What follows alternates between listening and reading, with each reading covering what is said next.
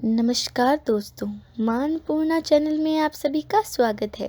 आज हम आपके लिए जन्माष्टमी की व्रत कथा लेकर आए हैं। इसमें हम जानेंगे कि श्री कृष्ण ने कृष्ण जी के रूप में कैसे धरती पर जन्म लिया और हमारी धरती को पापों से मुक्त किया। जन्माष्टमी भाद्रपद के कृष्ण पक्ष की अष्टमी को आती है। इस दिन माना जाता है श्री कृष्ण ने जन्म लिया था। इस दिन रात को श्री कृष्ण का व्रत पूजन किया जाता है और उन्हें धनिये की बनी पंजीरी खिलाई जाती है। कुछ घरों में अपनी श्रद्धा अनुसार 56 भोग भी बनाए जाते हैं। श्री कृष्ण को माखन मिश्री का भोग लगाया जाता है। इस दिन श्री कृष्ण के बाल रूप की पूजा की जाती है। अब चलिए कथा आरंभ करते हैं। यह कथा श्री कृष्ण के धरती पर अवतरण के बारे में है। जब द्वापर काल में पृथ्वी पर अन्याय, अनर्थ और पापियों का पाप बहुत ज़्यादा बढ़ गया तो पृथ्वी ने एक गैया का रूप धारण किया और वह स्वर्गलोक में श्री ब्रह्मा जी के पास पहुंची। वह कहने लगी, हे प्रभु, देखिए आपकी पृथ्वी पर क्या अत्याचार हो रहा है। ऐसे करते करते तो एक दिन मैं नष्ट ही हो जाऊंगी। कुछ कीजिए प्रभु, कुछ कीजिए। उनकी यह गुहार सुनकर सभी देवतागण बहुत चिंतित हो गए और ब्रह्मा जी ने कहा, इसका निवारण केवल विष्णु जी के पास है, तो चलो उनके पास चलते हैं। वे श्री विष्णु जी के पास पहुंचे। श्री विष्णु जी बहुत गहरी निद्रा में सो रहे थे। सभी देवताओं ने उनकी स्तुति की, जिससे श्री कृष्ण की निद्रा टूट गई और वे उठकर सब पूछने लगे। तो पृथ्वी ने अपनी सारी बातें बताई। तो श्री कृष्ण कहने लगे, मैं देवकी और वासुदेव की यहाँ पर जन्म लूंगा। तुम सभी जाकर गोकुल में अपना अपना कर्तव्य निभाओ। तो सभी देवतागण धरती पर जाकर अलग अलग नामों से अवतरित हुए। जैसे एक मैया यशोदा बनी, एक नंद बाबा और बहुत सारी गोपियां बने।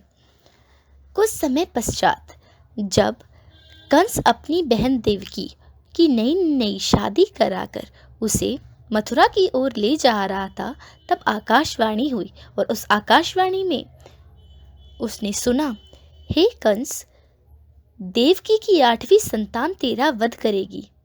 ये सब सुनकर कंस बहुत क्रोधित हो गया और वह देवकी को मारने को बढ़ा। ऐसे में वासुदेव उसके चरणों में गिरकर बोलने लगा, इस अबला को मारना बहुत व्यर्थ है। अगर तुम्हारा वध इसका पुत्र करेगा तो एक काम करना कि पुत्र जैसे ही हो मैं तुम्हें उसे सौंप दूंगा, तुम उसे मार लेना, लेकिन देवकी को कुछ मत करो। ऐसा सुनकर कंस ने देवकी और उसे कारागार में बंद कर दिया और अपनी शर्त अनुसार जब भी कोई पुत्र जन्म लेता तो वह कंस उसे मार देता। अब 8वें संतान की बारी आती है। श्री कृष्ण भगवान देवकी और वासुदेव के 8वें पुत्र के रूप में जन्म लेते हैं और प्रकट होकर उन्हें सारी बातें बताते हैं। वे उन्हें समझाते हैं कि तुम यहाँ से रात को ही जाओ और नंद बाबा के यहाँ पर जो कन्या है उसे यहाँ पर ले आओ और मुझे वहाँ छोड़ आओ। उनके कहने पर वासुदेव ऐसा ही करते हैं। सभी सिपाही मूर्छित होकर गिर जाते हैं और कारागार के दरवाजे अपने आप खुल जाते हैं। उस रात कड़ी वर्षा हो रही थी, लेकिन वासुदेव कहीं नहीं रुके और उन्हें कृष्ण जी को गोकुल में छोड़कर आना था और वहां से एक पुत्री को लेकर आना था। उन्होंने ऐसा ही किया।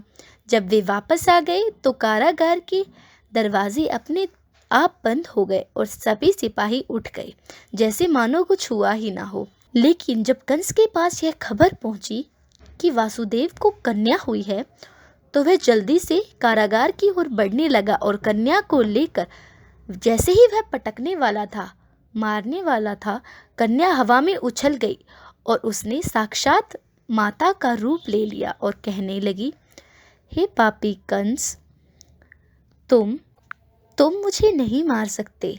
तेरा वध करने वाला तो पहले ही गोकुल में जन्म ले चुका है। इन्हीं कृष्णा ने आगे चलकर कंस का वध किया और बकासुर, पूतना जैसे असुरों का भी वध किया और पृथ्वी को पापों से मुक्ति दिलाई। कृष्ण जी का आगे चलकर महाभारत में भी बहुत बड़ा योगदान रहा। धन्यवाद। हमारी कथा को ध्यान से सुनने के लिए आप सभी का धन्यवाद और हमारे चैनल को सब्सक्राइब करना न भूलें। जय श्री कृष्ण।